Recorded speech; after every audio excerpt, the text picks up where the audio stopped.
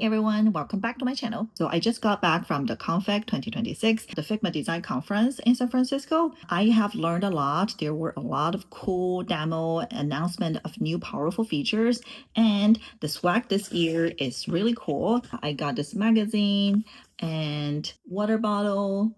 I mean, look at this magazine. As a Figma user, I really appreciate the details, the design, they put into everything that they deliver, from the tool to the book to the keynote speech. I think they really put a lot of thoughts and efforts in how to empower designers. There were a lot of cool features announced at Config this year, from motion to shades, code layers, and more. But after all the excitements wore off, I found myself wondering, in the age of AI, are these actually skills that product designers should invest in?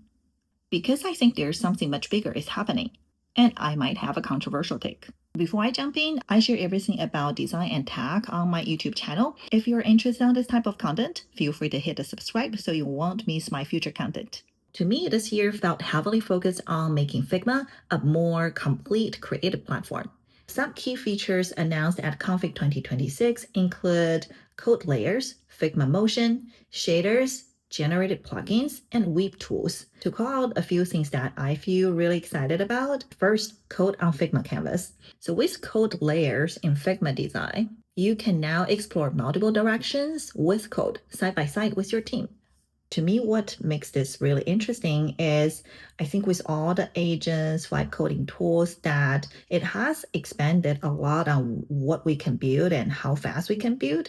But too often the process is still quite silo. But with code layers, the interactive code becomes part of the canvas and making it much easier for teams to explore, iterate, shape ideas, and collaborate together in the same place. Another focus this year is Figma Motion. Motion is no longer a bottleneck or one-person job. With Figma Motion, any designers can now prompt the Figma agent to build motion directly on the new animation timeline.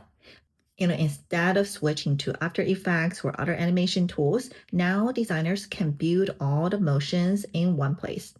Some other announcements include Shader. It allows you to build customized visual effects like particle stretch, lens distortion, color outline, and more within Figma.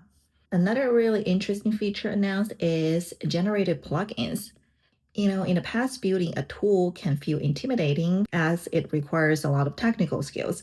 But with generated plugins, it is now possible for you to create your own tool that you want. As a design tool, all those features are genuinely impressive.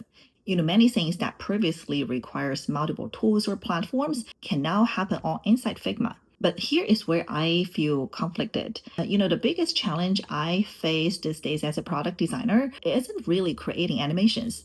It is often about figuring out, what shall we build, which problem matters the most, what should a team focus on and prioritize, and how do we validate ideas faster.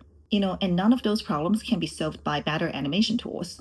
This is just my personal opinion, but in some ways, a lot of those features announced at Config feels more aligned with agencies and brand experiences than the day-to-day work of many product designers.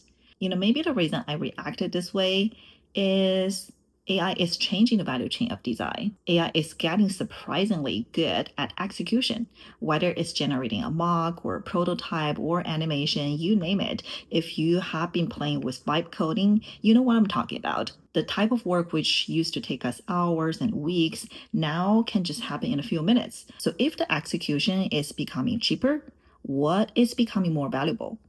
My answer: judgment, product thinking, taste, and influence. The hardest problem that I tackle these days are rarely visual problems. They are product decisions. So I guess my hot take isn't that motion doesn't matter. Motion absolutely matters. Great craft will always matter. But if you are a designer wondering where you should spend the next 100 hours of learning, I am not convinced that motion is the highest ROI skill. I would probably spend my next 100 hours on experimentation, vibe coding, understanding the new AI workflow, and drive decision makings. As a designer, no matter you are like industry design or digital product design, I think design craft will always matter. But in the age of AI, where execution becomes so much faster and cheaper, it is the time that we as designers should start shift our mindset, focusing on production to more on framing. For example, asking the right question, shaping the product directions, and drive decision makings. Maybe I'm completely wrong. Maybe motion will become a differentiator. Maybe config is pointing towards where design is heading. But that's why I'm curious. What was your biggest takeaway from config? And if you're a designer in 2026, what skills are you investing in most? I hope this video is helpful. And if you have any thoughts, questions, please drop me a comment. I would love to hear your thoughts. I will see you next time. Bye.